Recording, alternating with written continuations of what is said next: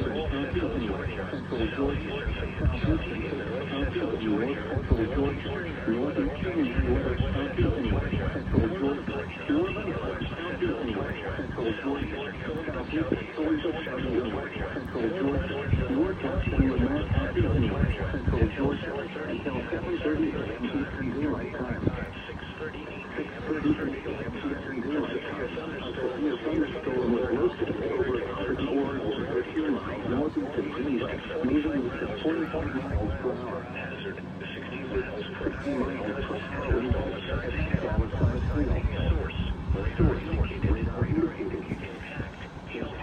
Tailgate vehicle is expected. Wind damage to roof, sides, and trees. Locations and tactics include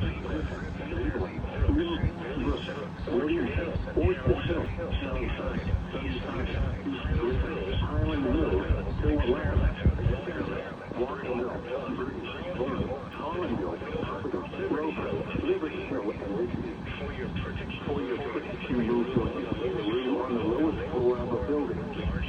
Large hail and damage and wind can continue clouds to ground likely during the storm.